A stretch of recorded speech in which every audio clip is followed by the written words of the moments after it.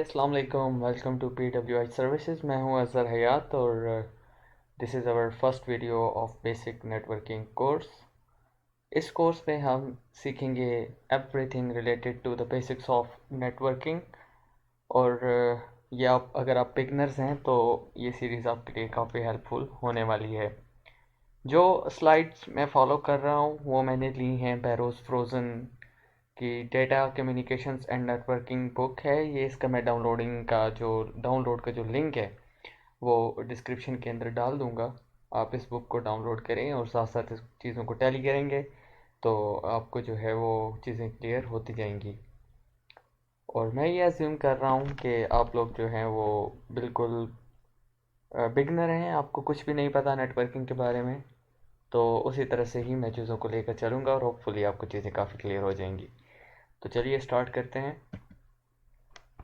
सबसे पहले हम देखते हैं कि डेटा कम्युनिकेशन होती क्या है। The term telecommunication means communicating at a distance. ठीक है कि अगर आप किसी के साथ कम्युनिकेट कर रहे हैं, आप किसी और जगह पे हैं और जिससे आप कम्युनिकेट कर रहे हैं वो किसी और जगह पे है, तो आपके दरमियान में कोई कनेक्शन है, तो इट मीन्स कि आप क्या कर रहे हैं, टेली कम्युनिकेशन। जिस तरह से टेलीफोन कॉल्स है, ठीक है, आप इंटरनेट के थ्रू किसी से कॉल पे कनेक्टेड हैं, जैसे कि व्हाट्सएप है या आपके पास स्काइप है। ठीक है, इसी तरह से अगर आप सिर्फ मोबाइल फ़ोन के ऊपर आपने कॉल जो है वो मिलाई हुई है अपने किसी फ्रेंड को, किसी कज़न को, किसी को भी, तो आप जो है क्या कर रहे हैं, आप टेली कम्युनिकेशन कर रहे हैं। ठीक है। The word data refers to the information presented in whatever form. अब मैंने एग्जांपल दी है कॉल की। ठीक है, आप अपने फ्रेंड को कॉल कर रहे हैं तो इसमें डेटा क्या होगा आपका, जो जो आपकी वॉइस है वो डेटा है। इसी तरह से अगर आपने किसी को व्हाट्सएप पे इमेज भेजी है तो उस केस में डेटा क्या है, आपकी वो इमेज। ठीक है, अगर आपने किसी को कोई वीडियो भेजी है तो उसमें आपका जो डेटा है वो वीडियो है। इसी तरह से कोई मैसेज भेजा है तो डेटा आपका मैसेज।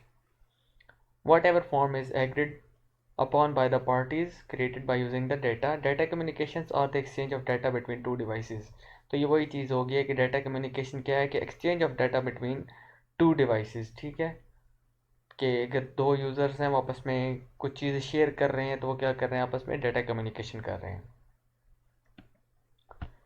ठीक है, लेट्स सपोज ये हमारा एक सेंडर है, वो मैसेज सेंड करता है रिसीवर को। एग्रीड अपॉन कुछ रूल्स हैं, ये प्रोटोकॉल्स हम देखेंगे अपनी जो नेक्स्ट आने वाली वीडियोस हैं उनमें काफ़ी डिटेल्स के साथ। ये कुछ रूल्स होते हैं, ठीक है, जिनकी बेस के ऊपर आपकी कम्युनिकेशन होती है।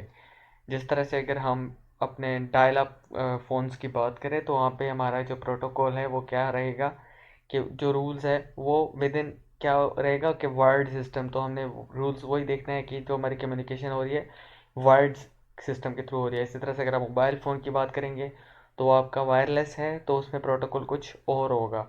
ठीक है, आप इंटरनेट पे कनेक्टेड हैं तो वहाँ पे कुछ कम्युनिकेशन कर रहे हैं तो वहाँ पे प्रोटोकॉल आपका कुछ और होगा। तो ये सारी चीज़ें, ठीक है, हम पढ़ने वाले हैं नेक्स्ट आने वाली हमारी स्लाइड्स में। तो सिंपली एक सेंडर है एक रिसीवर है, ये आपस में कम्युनिकेट कर रहे हैं थ्रू अ मीडियम, या वायर्ड हो सकता है, वायरलेस हो सकता है। बड़ी डिटेल के साथ हमारे टॉपिक्स आगे आने वाले हैं। ठीक है, तो डेटा फ्लो जो है वो आपके पास तीन किस्म का होता है, सिंप्लेक्स है, हाफ डुप्लेक्स है और फुल डुप्लेक्स है। अगर मैं बात करूं कि सिंप्लेक्स क्या है, कि वहाँ पे आपका जो सेंडर है वो सेंडर ही रहेगा और रिसीवर जो है वो रिसीवर ही रहेगा। ये जो मेरा ये सेंटेंस है ये आप लोग नोट डाउन कर लें कहीं पे कि सिंप्लेक्स के अंदर जो सेंडर है वो सेंडर ही रहेगा। ठीक है, he can not be a receiver and receiver can not be a sender. ठीक है, इस केस में आपके पास एक मेन फ्रेम कंप्यूटर है और एक मॉनिटर है। मेन फ्रेम आपका डेटा भेज रहा है मॉनिटर की तरफ, तो इट मीन्स कि इसमें आपके पास जो है वो मेन फ्रेम सेंडर बन जाएगा। ठीक है, और मॉनिटर जो है वो आपका रिसीवर बन जाएगा। तो इस केस में ये सेंडर ही रहेगा और मॉनिटर रिसीवर ही रहेगा। तो डेटा फ्लो एक ही डायरेक्शन में है, यूनी डायरेक्शन। ठीक है, अब अगर मैं बात करूं हाफ डुप्लेक्स की, हाफ डुप्लेक्स में आपका सेंडर रिसीवर हो सकता है और रिसीवर सेंडर भी हो सकता है, but at the same time नहीं। ठीक है, डिफरेंट टाइप पे। जब ये सेंडर है, ठीक है, जब ये सेंडर है तो ये रिसीवर होगा। ठीक है, उस दौरान ये रिसीवर नहीं बन सकता।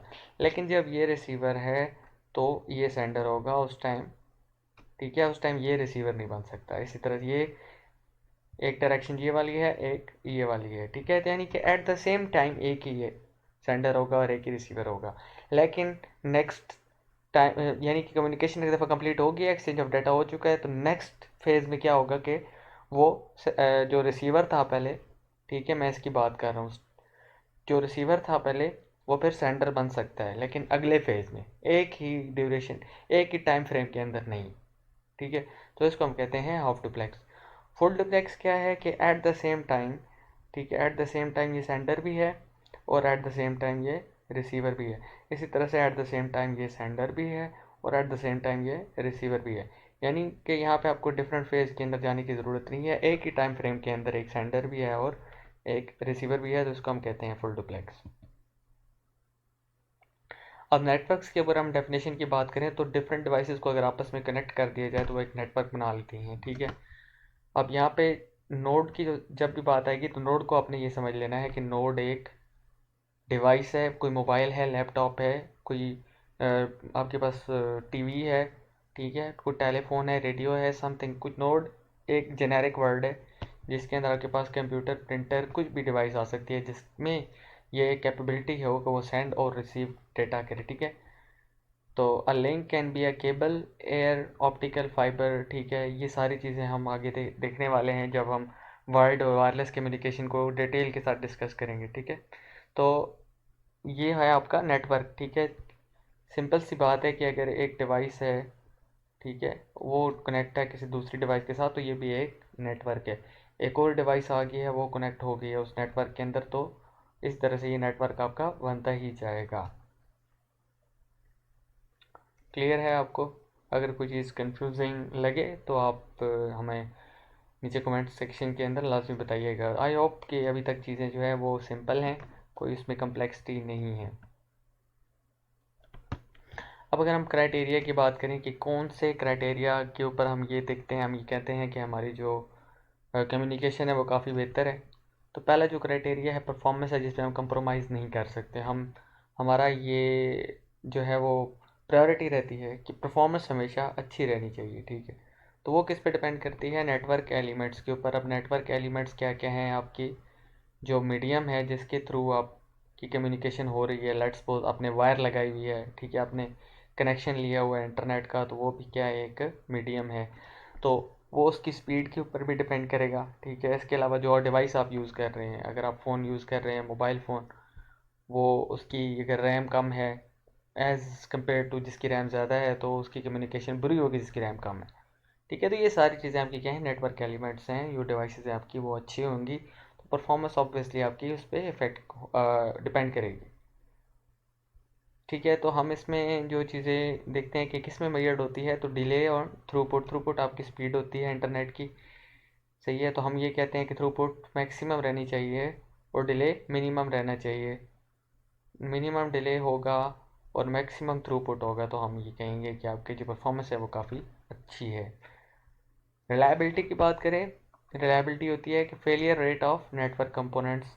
अब नेटवर्क कंपोनेंट्स यानी कि अगर आपने एक लैन यानी कि लोकल एरिया नेटवर्किंग पे हैं हम, ये चले हम सिंपल सी बात करते हैं कि दो डिवाइसेस हैं वो कनेक्टेड है आपस में थ्रू अ वायर, और उस वायर के अंदर प्रॉब्लम आ जाती है, तो वो हम कहते हैं कि वो नेटवर्क कंपोनेंट का फेलियर हो चुका है। Measured in terms of availability and robustness.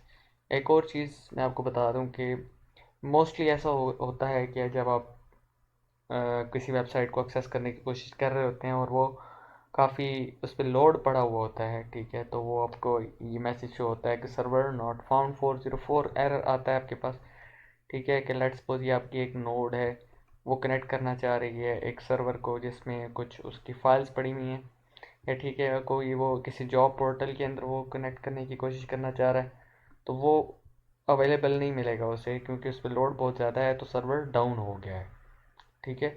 आपका जो सर्वर है वो डाउन हो गया है, तो इट मीन्स के वो क्या हो गया? आपका अवेलेबिलिटी नहीं है उसमें। तो ये चीज़ रिलायबिलिटी के अंदर फॉल करती है कि उसकी आपको अवेलेबिलिटी हर टाइम मिलनी चाहिए। जैसे अब यूट्यूब है, आप कभी ओपन करेंगे वो आपको हर टाइम ओपन मिलेगी, लेकिन आप इमेजिन करें उस पर लोड कितना है कि दुनिया के अंदर कितने लोग एक टाइम पे यूट्यूब यूज़ कर रहे हैं, ठीक है।